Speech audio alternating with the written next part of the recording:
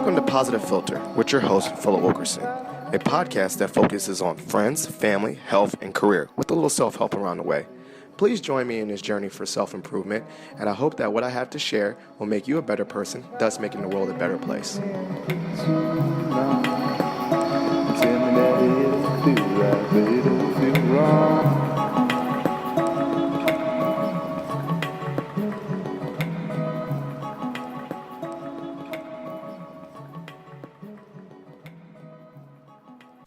Hey, Positive Philter listeners. It's Philip Wilkerson back with another episode of Positive Philter.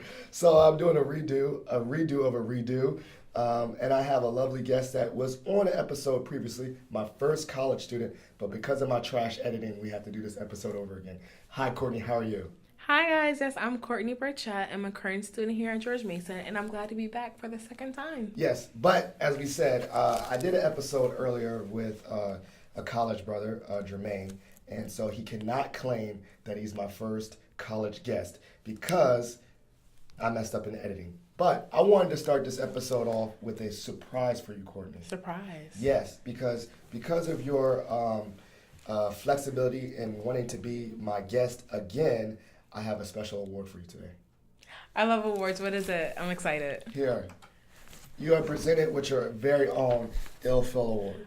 Oh, it's an Ill Phil. Oh. And it has a letter, too, that we write. And you can, keep that letter. But I just want to let you know, I am very proud of you. Congratulations on crossing and becoming a Delta. Since the episode in my previous recording, Courtney, which we're going to still talk about in this episode, is a student leader on campus with a group called Chase Dreams Not Boys. But since that last episode, Courtney has crossed those burning sands, is now a member of the Divine Nine, and is now a member of Delta Sigma Theta. So I wanted to give her an Ill Phil Award to commemorate that achievement and also say thank you for being flexible and doing this podcast over again. Well, thank you. I really appreciate it. And by the way, I love letters and awards, so I'm going to hang this in my room. By the way, happy Founders Day. That can go unnoticed as well. Yes. So when we release this episode, it'll be next week. But right now, we are currently recording on December 4th, 2018. Fact check, Courtney wanted me to make sure I explicitly know that's 112 years because she tried to make me do quick math. So let's get right into this episode. So with this episode, we did last time, when I say some different things. The episode was entitled Who Runs the World? Girls. Shout out to Beyonce. And the topic was a special topic about girl empowerment. So as I said earlier, you are a executive member of an organization on campus called Chase Dreams Not Boys. Can you give a little bit a little bit of the origin of that organization and what they do on campus? Okay, great. So Chase Dreams Not Boys is a women empowerment group on campus. Our main focus is uplifting, educating, and empowering women on our community and outside of our community. We also have a focus on the minority women. This organization has been around for about 7 to 8 years, I believe, and also we have 2 other chapters, one at VCU and ODU. And so you said it's a relatively new organization. Let's talk about your personal journey into that organization. When did you hear about this organization on campus and when did you become a part of it? Okay, so I heard about it my freshman year, but I actually became a member my sophomore year. That led me to actually wanting to take an active role. So that year also I got on the e-board as a outreach. So I actually helped plan a program with the Girl Scouts of the Greater Washington area where we focused on teaching the girls about self-awareness, self-love, and how they can achieve any dream they want to as long as they manage their time correctly. From that point on, my junior year, I moved in. I am now the current president, and it has been a blast and so many learning experiences with my e-board. Yes. And so these are some great leadership skills that you have. Shout out, we also talk about how students can involve themselves on campus to give them that professional experience. And obviously this organization is a part of it. So we're going to kind of shift gears a little bit. You said something that was quite controversial. And I don't know, I can't really fully disagree. You said that boys are babied. What did you mean by that controversial statement? And mind you, I'm a father of 2 boys, so I'm gonna take some of these things and maybe apply it to my two boys. But what do you mean by that? So when I said boys are baby, it's more of the concept of maturity. Women are known to naturally mature faster than men, but it's not because of anything biological. It's just because the standards at a younger age, like women we're taught to as girls. By the time I was 6, I could cook, clean, and do everything on my own. My other relatives, my cousins, all they did was play. They didn't have the same responsibilities or the same expectations to learn everything on my own at a younger age. So therefore, once we got to 18, 20, I was already comfortable being independent while they still had their parents doing their laundry. And I ain't gonna lie about my personal experience, but definitely college was the first. No, I actually knew how to do laundry, but I think that's because my dad was very military and he ingrained, order and cleaning your room and things like that. But I will say I did not know how to cook until middle of college I started, and then post college is when it really hit real that I learned how to cook because I couldn't be reliant on someone else to eat. If no one cooked, then I'm not eating. So I did learn a lot of what we call life adulting skills post college, and I do kind of agree with that. So what things would you suggest for the listeners? There's always a informative podcast, not just one about complaining. What are some things that you think would be ways to combat that? Well, I would say something my grandmother always instilled. Any expectations she had for us as girls, she had for her grandsons and all the boys in her life as well. So if we were expected to clean, cook, and do any other chores around the house, the guys had the same expectation. So there was always a consensus that anything we can do, they can do as well. So for example, I cut grass when I was younger. I remember that was a great time. I was always tired, and sometimes my cousins, they wouldn't cut grass and they'll do laundry. It's just about having an equal opportunity to learn everything and just not set an expectation that some things are meant for men and some things are meant for women. Interesting. So you specifically said, you touched a lot on base about a lot of women when they come to college, they're already prepared for adult lives, and even in the dorm, they're taking care of business and cooking on for themselves and things like that. Mm-hmm. What are some common observations that you see here on the campus amongst the genders and the gender roles per se? Okay, my freshman year, I remember I actually had to teach a guy on my floor how to do laundry. He went into the room, he had detergent, and he didn't know where to put it. He didn't know what buttons to use. He didn't know what wash he needed. And it was very interesting because he was also the same type of person to make his white clothes pink from having red shirt in there, which was very interesting. Much help. So it just showed more so he was always relying on someone else to do it. So then when it's time for him to do it, he still needed that assistance to get the job done, which I had no problem doing myself because it's just something naturally upon us. But it's more so, it's interesting because they don't feel the pressure until they get into college to learn those life skills. That's true. And because of that, women become in with those. So for us, it's just, it goes with the flow. We're known to multitask, and we're expected at a young age to, for example, they say, oh, you have to know how to cook and clean so you can find a good husband. But the men aren't given the same expectation. Oh, you need to know how to take care of the household so you can find a good wife. Yeah, for sure. And so you kind of led into it, take care of the household to find a good wife. And so with that being said, we're talking about wives, and there's this I don't know if you heard this phrase, getting your MRS degree, meaning, sometimes there's still this underlining bad stereotype or expectation that the pursuit of higher ed is not to elevate yourself career-wise. The MRS stands for, Mrs., is that women go to college to find a partner and then get married, Mm-hmm. And obviously I know that your organization is trying to break that down because literally it's saying chase your career academic dreams rather than chasing boys. Can you talk about that opposition to the MRS degree? Definitely. So first, I'll actually just clarify for our name. The main goal is that a lot of women, they come just from the background of their parents, thinking that their main goal in life is to find a husband, but they don't think about anything else besides a family aspect, which is amazing, which is nothing wrong with that. But then a lot of them, they don't focus on, okay, what can I do in a career, or what goals do I have, or what hobbies do I want to gain? It's, okay, how can I prepare for my husband and my family? Which are still amazing things, but it's just, for our organization wants to let women know you can do more than one thing. Like, you don't just have to be the mother, the wife. You can be the businesswoman. You can be the entrepreneur. You can be the teacher. You can be the dog lover. You can be anything you want in life. You don't have to limit yourself to one goal or one occupation. It also goes back to, I know a lot of women, they come to college, they'll get a degree, but their main goal is to find someone to marry. And they think the best place to find that is at a college because they'll find someone of the statute and that's educated. But then they go here, they spend $40,000, $50,000 of loans just to go get married and go home. But then they have so much aspiration and potential to do more, but many women seek not to reach more. And you see that, you say a good point. I mean, you're spending a lot of money in investment, and then you got these degrees, and then you don't get to utilize it very well. I mean, and they, as in these people.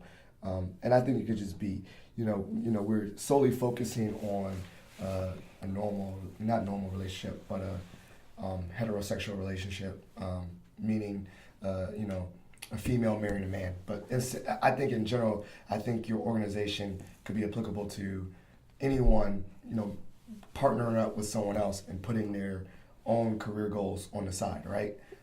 It could be applicable to, two gay men or two lesbians, whatever.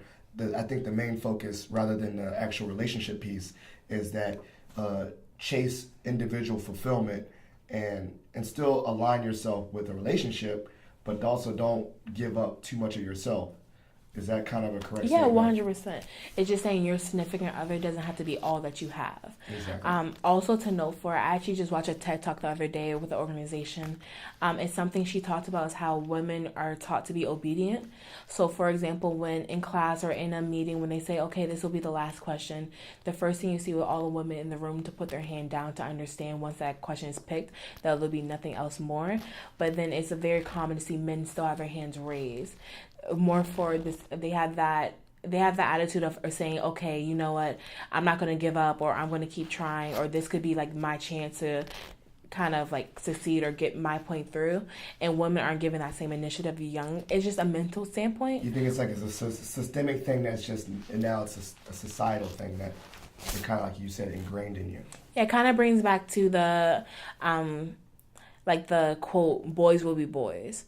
So kind of saying like things that they do, oh, they're just boys, this is what they do. But for girls, it's like you don't act that way as a lady, or as a young lady, you need to pertain this certain way. And it does lead into the work field.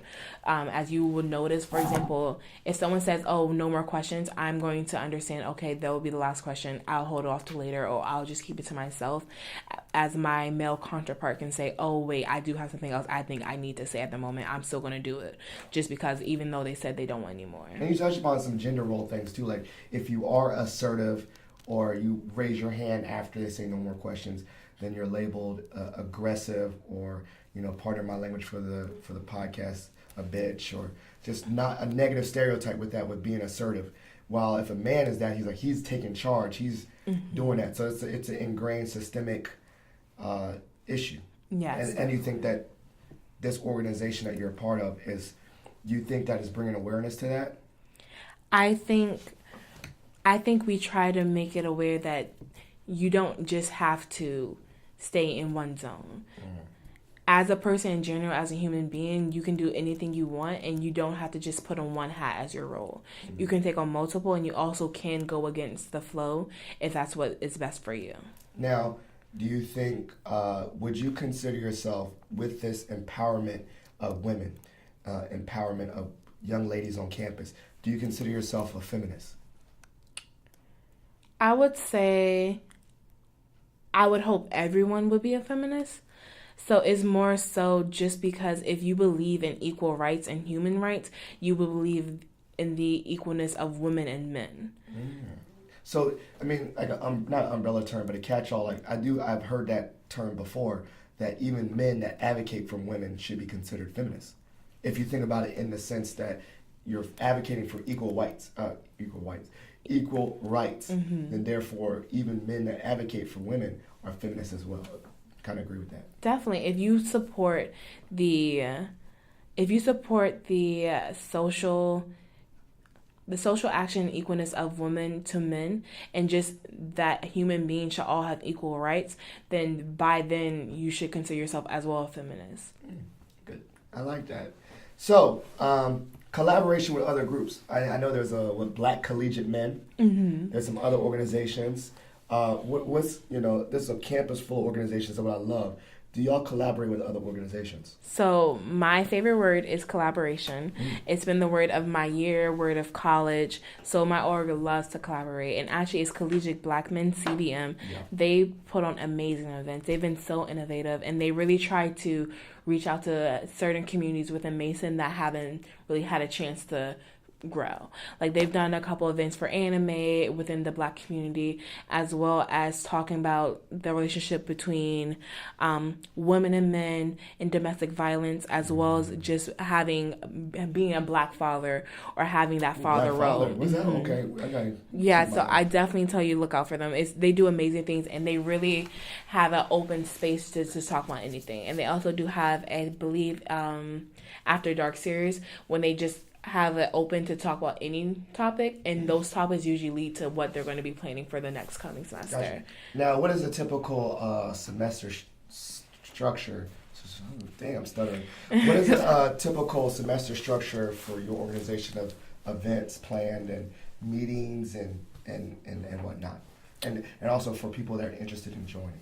Okay, so we try to pride ourselves for having a girl talk every month, and that's kind of our opportunity to also have that open space and talk about it. We can talk from relationships to talk about what you're looking to hope to receive in the future. If you have any questions, or you just want to vent about your current living situation with your roommate, or if you just want to talk about going out of town in DC. We do have at least 2 events per month, and then we have at least 1 signature event. For example, we just had the experience in November, which was a more so open mic night and talent show where you're able to perform. It could be live art, it could have been poetry, dancing. It was really amazing event, and we also did have a dinner as well with it. So that's the best part about it. We will actually next semester, we are definitely planning on doing some different things. We've noticed that haven't been brought to Mason yet, and the main goal is to just be open to everyone, because we don't want to limit ourselves to we don't want to make people think we're only limiting ourselves to just one source of communities. We want to be open for everyone. Yeah, I mean, and in regards to demographics, is it a good mixed race in this group, or just all kinds of people come to this organization? I think over the last couple semesters, it's grown to be a great mix. Okay. So we've definitely seen improvement, and we've definitely seen that others have seen what we've been doing, which has been great. Our main goal has so far is just giving people something they haven't seen on campus, or just giving something, even if you've seen it before, just giving another opportunity to share. And how now that you are a SORA of Delta, how do you see your role in these 2 organizations? How do you see yourself balancing both? Because obviously they both have very firm missions and very firm things and involvements on campus. How do you see yourself balancing both? So I've always been a multitasker. I loved doing more than one thing. Last semester I got bored, so I got another job, ended up with 3 jobs in total. So for me, having more than one thing to balance is nothing new. And it's actually where my comfort zone is. And I'm intrigued by challenges. So when I'm tasked with something different, I'm not going to shy away from it. I'm just going to know I have to work harder to get the goal I want. Okay. And so, we call this episode "Who Runs the World?" Girls and Girl Empowerment. Shout out! I know that you are a huge Beyonce fan. Yes, I know I blanked out. Would you consider? Is that really the Bayhive? Is that a real thing? Beehive. Is it Bay or Bay? B. B. Okay. Beehive. Yes. Beehive. Okay. Yes. Is that a Correct real yourself. Thing? Yes. What do you mean? A part of 100%. Are you part of this hive? Out the womb, Beehive. You're a hiver. And and in regards that she's a very good example, I guess, for women, right? She's very empowering, right? Yes, 100%. So can you just speak upon how she influences you and inspires you? Well, the thing about it, I love Beyonce music, hands down. Ever since Destiny's Child, even before I was out the womb, she's always been amazing. But to note that she's never let the public's perception of what she should be or what she does reflect who she is as an artist and a woman and a mother. She had Blue Ivy, and 2 or 3 months later was on tour. That's ridiculous. She took time to develop herself and know herself, and she went around touring the world. Yeah. Came back, dropped a couple albums. They rededicated themselves to their vows, had twins, went on tour together, and not once did she ever show that she felt that she couldn't be the woman she wanted to be, and to put her dreams aside for him. Right. And also in the public, at least, even though it was like a cheating scandal, we're not going to talk about that today. The Lemonade, right? That's the yes. Lemonade. We're not going to talk about Lemonade. We're going to be positive. We forgave. But also it shows that Jay-Z was also always supportive of her dreams, aspirations, as he had his own, but he understood how important it was for her to live her life. Yeah. And look at them now. Now, is Beyonce a Delta or AKA? See, that's not. We're not gonna comment on that. Beyonce is Beyonce. That's all that matters for this podcast. That was a controversial statement right there. I was trying to stir up a little drama with a listener. What I will say is, regardless, is that she, not only her, but so many artists within the field of music and politics, like Angela Rye, like they all show that you can be a woman, you can be powerful, you can still have time for your family, you can still do anything else you want to do in the meantime, and that shouldn't deflect from any part. Like you can have your cake and eat it too. Oh yeah, what's it? Let them eat cake. So we're bouncing around. What are some tips for women? I was trying to think of a way to say that question a little better, and that just came out. What are tips? So what are some tips? Let's specifically say, what are some tips for young freshmen coming to college, freshman girls? Because obviously this organization could be something that when they go to the student org fair, be a good support. But besides, if they never came, let's say the student never came to a meeting or whatever, but what would be some good things you would tell a freshman girl to prepare for college or just think about? So one, find your niche. The best thing about college when you're coming in is finding something you're passionate about and be able to share that passion with others who also have that. I think that helps you become accustomed to the college lifestyle easier, and it also gives you something to look forward to. Let's see. Maybe since you need to chase your dreams, maybe you need to chase your career dreams, like at the Career Center.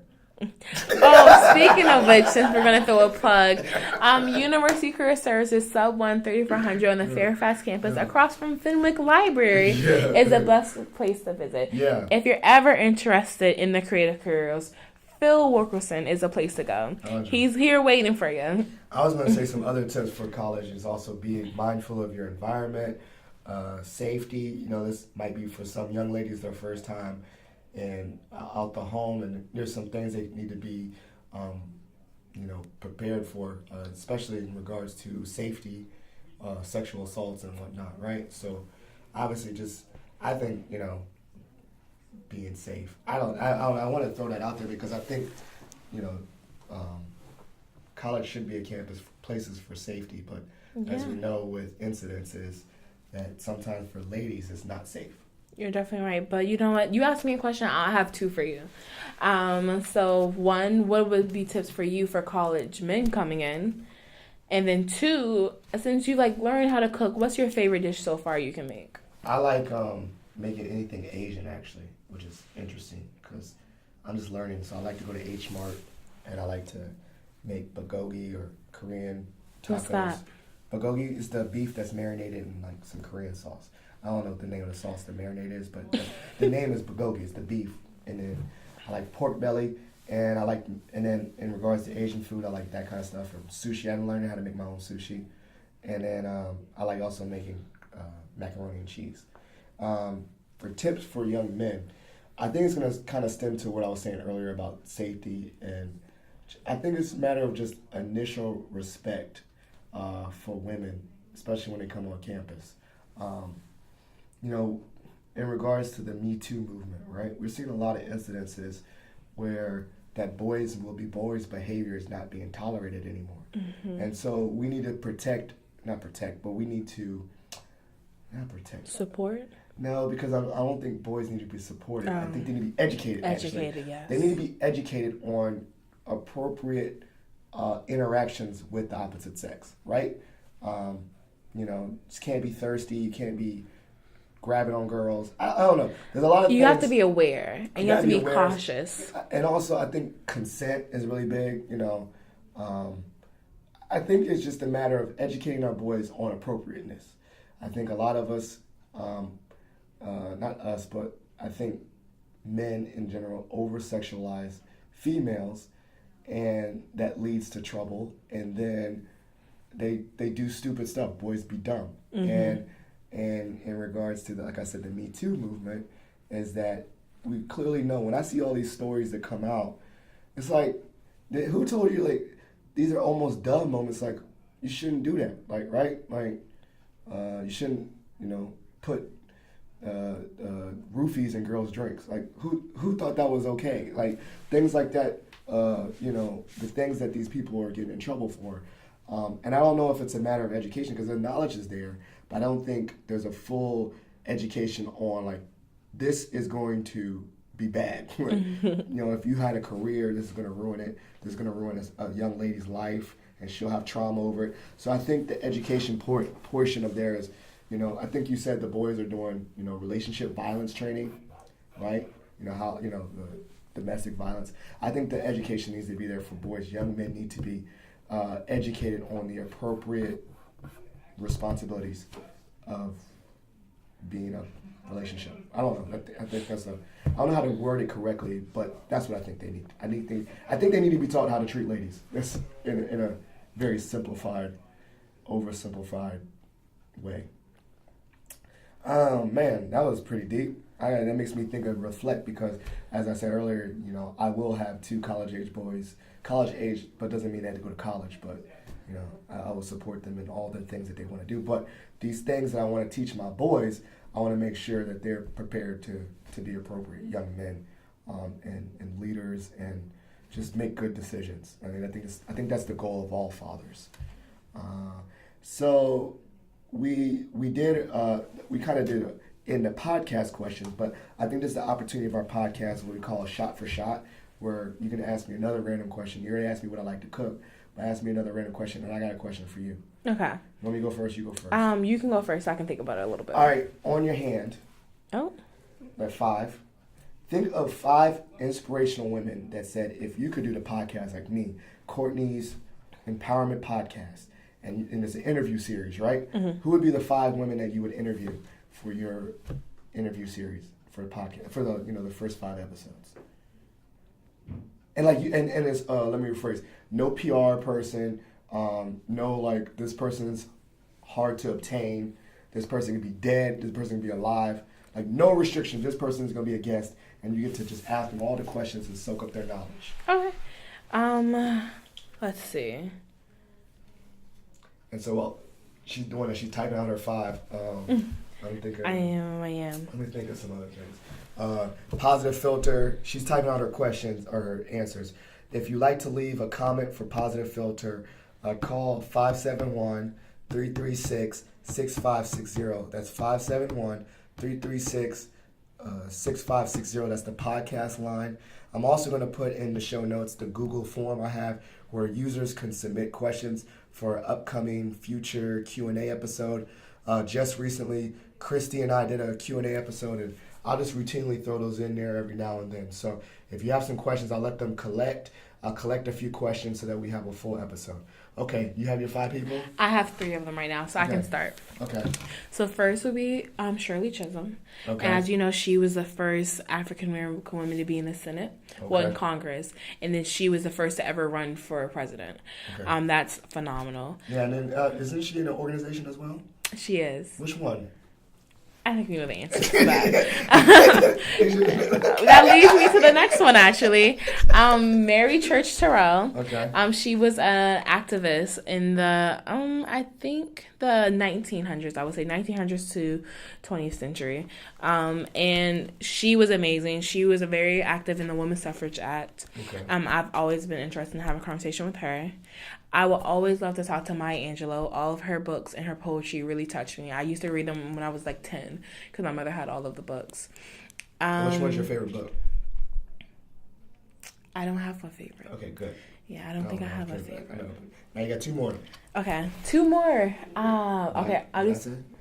No, actually, no. I don't think I would like to sit down with Beyonce. She's probably wonderful, without a doubt. It's Beyonce.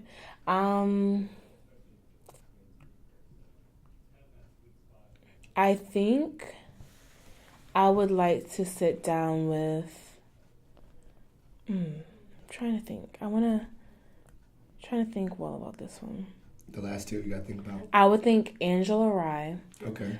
Just because I've always been interested in politics, but I would really love to have a sit down one-on-one with someone who's been so active in it in the last couple of years. Okay. As well as Michelle Obama. There you go. That's a good 5. That's a pretty inspirational 5. And obviously, if you had those 5, your podcast would take off, and then you'd probably interview hundreds of more people. But that's a strong starting 5. Yeah, all right, definitely. That was good. That was tough, right? That was. Okay, so since you asked for 5, I'm going to ask for 7. Oh, is that a special number? You know more about my organization than I do. All right, so 7 females?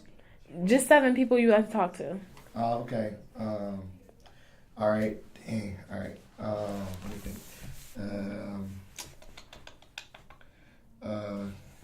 The Rock. I like The Rock. Just his movies. The actor or the wrestler? Like his persona. I would do more his acting side. Okay. Like his Dwayne. I wouldn't say The Rock. I'd want to meet the real person, Dwayne Johnson. Okay. Barry Sanders. He's my favorite running back. And I liked how he was successful, but he wasn't flashy, which is kind of the opposite of me. Trying to think of someone rich. Bill Gates. Oh, okay. Because he has a lot of money. And he's actually, either it'd be a mixture of, it's a hybrid person. It'd be either Bill Gates or Warren Buffett. Why not both? Okay, that's 2 then. You got me 2. Okay, Bill Gates and Warren Buffett. Shout out, random fact, I heard Warren Buffett, as rich as he is, has a flip phone like I'm using today. So I'm at 4, right? Is that 4? Yep. 4, my grandfather. Okay. Just in general, because I talk to him all the time, but I would love to get him on a podcast to have him record it, just to have his knowledge, because some of it's in my brain, but it would be nice that he could share that with the world. My dad again. My dad was on an episode, but it'd be good to just have a different topic and then have him, record it on record. My father-in-law, which is cool because he's already on the episode. And I was saying, you're saying, oh, Philip, you cheated, but I think that the last three, my grandfather, my father, and my father-in-law, the reason why I have them is that I like to draw inspiration from people that are far away. That makes sense, right? And that's easy. But sometimes it just feels unattainable if it's not someone I can really relate to. Yeah. So, like, my father, my father-in-law, and my grandfather did really big things in their lives, like really crazy accomplishments. I can go, like, my father was the first African-American to go VMI. My grandfather was, one of the early black doctors in Charlotte. My father-in-law worked for nonprofits forever. And so their accomplishments, while, are crazy to me, it's just I can humanize them because they're in my life. So those would be the people, I think the last three, that I would just keep on going, because I think that a lot of people sometimes think that the people that they interview, they put them on a pedestal, and I think we can humanize. For me, it's easy to humanize the people in my life. Like, oh, that's just my dad. That's just my father-in-law. That's just my grandfather. So I would have them as my last guest. But then the obvious other people are super rich. I want to know how you got super rich. I have a follow-up question. Yeah. Have you ever heard of the Red Table Talk? No. What's that? You haven't? Okay, so once you get back onto the social media, go on Facebook. It's the podcast with Jada Pinkett Smith. Yeah. I think you will love it. And it's 3 generations. So it's her mother, herself, and then her daughter, Willow. And they have a podcast together and talk about different things. I think that would be a great kind of spin-off for you, your father, your father-in-law, and your grandfather. Well, my grandfather, R.I.P. But that's apologies. But I think that when my son is old enough, I would love that 3 generation. My grandfather, me, and Miles or Bennett. I think it's going to be really cool. I think this is a great episode. I think this is a way to redeem ourselves. Your Ill Phil Award. Thank you. Let's do the last minute. So any social media plugs, all those things, Twitter, events that you coming up, because now we know this episode is going to be coming out next week. I definitely will put all the social media that you type or tell me in the show notes. But yeah, this is your time. Okay, so only one plug I have is going to be from our organization, which is Chase Dreams Not Boys. We are CDNB_GMU on all social media platforms. So you can go and check it out, see any events we're having coming up soon. And I just thank you for having me today. It's been really fun. Please like and subscribe, listen to the podcast. I'm so glad I got Courtney on here again. I might do a round table too. Maybe just have all kinds of a youth council with just what's going on campus. Yeah, that would be great. We'll talk about something other than Greekness. We'll talk about just campus. Because I don't think everyone thinks that it's all alpha. But thank you so much, Courtney. All right, thank you. Thank you for listening to Positive Philter, a podcast that focuses on family, friends, career, with a little self-help along the way.